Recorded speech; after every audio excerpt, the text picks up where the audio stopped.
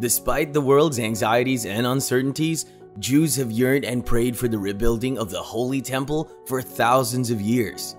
Anyone visiting Israel knows it is nothing short of a modern-day miracle. At the same time, very real political and security issues become even more heated when the Temple Mount is discussed, let alone built on. The Israelites built 2 temples to God in Jerusalem. Both were destroyed.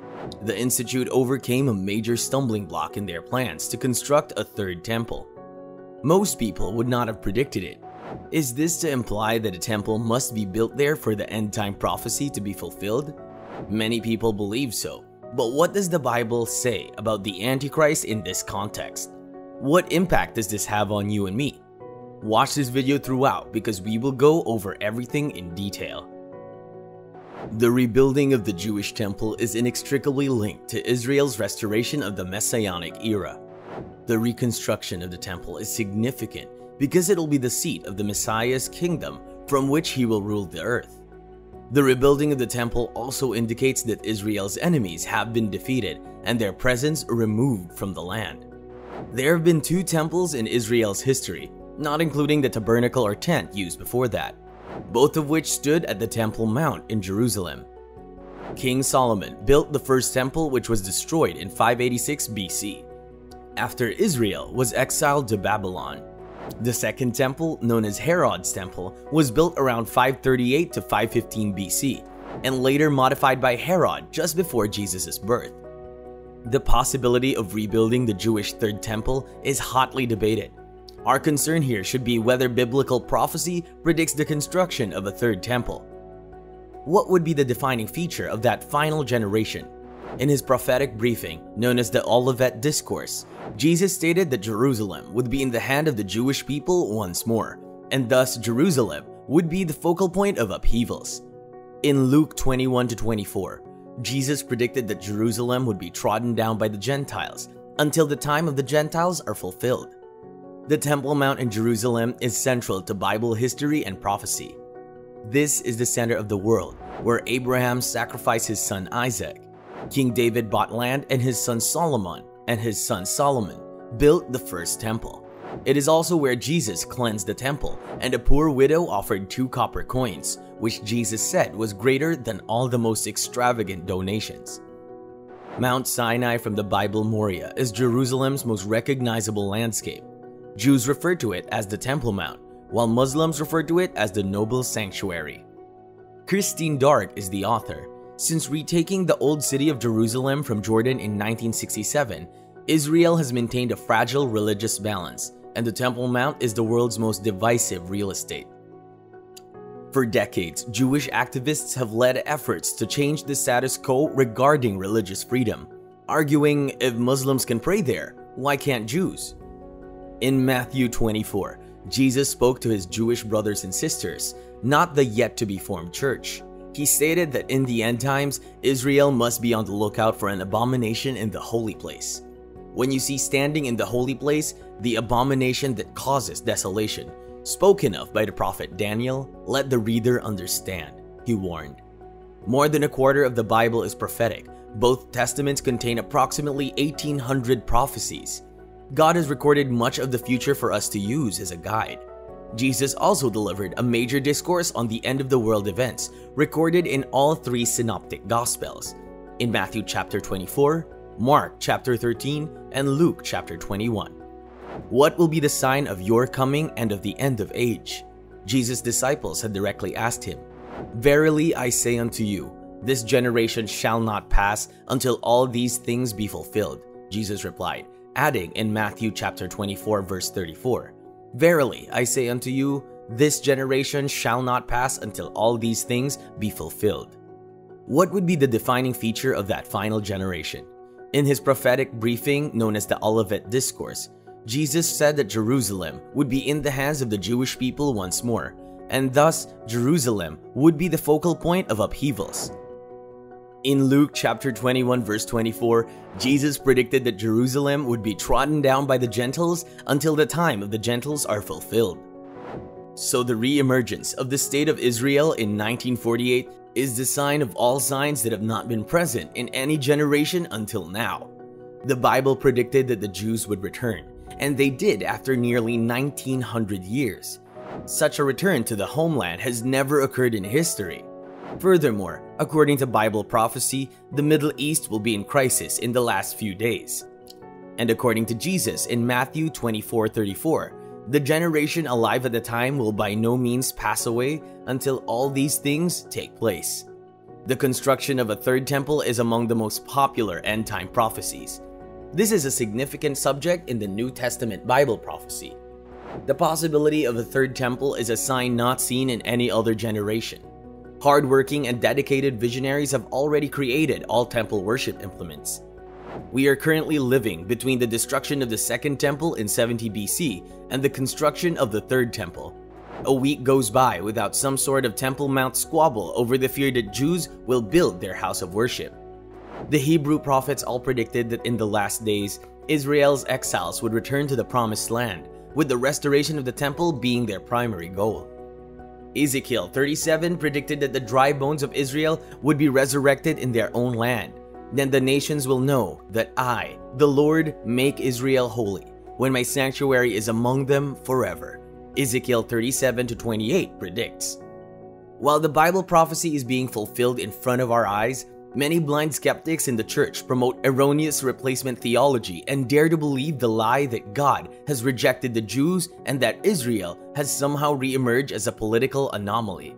However, we must inquire, what does the Bible teach? God has never rejected his people, Israel, according to both the Hebrew Bible and the New Testament. You, Israel, I called you from the ends of the earth, declares Isaiah 41-9. I say to you, you are my servant. I chose you and did not reject you. The book of Romans was written by Paul around how God has not rejected his people, Israel. After 19 centuries of global exile, the Jewish people are returning to the Holy Land from all four corners of the globe, just as the prophets predicted. We are witnessing the fulfillment of Isaiah 43 verses 5-6, which says, "Do not be afraid, for I am with you. I will bring your offspring from the east and gather you from the west. Give them up, I'll say to the north. Do not hold them back, says the south. Bring my sons from the farthest reaches of the earth and my daughters from the farthest reaches of the planet." While all this activity known as Aliyah in Hebrew is taking place, plans for the third temple are well underway. Temple activists began holding Passover sacrifice reenactments over a decade ago, and I recall these activities to hasten the temple's rebuilding being discussed for decades. Previously, the idea of reviving temple sacrifices was viewed as extremism that could incite Muslim retaliation in Israel. As a result, civil authorities in Jerusalem refused to grant permits for such ceremonies. Attempts to bring sheep into the old city for sacrifice were actively discouraged by the police. The mood, however, is shifting.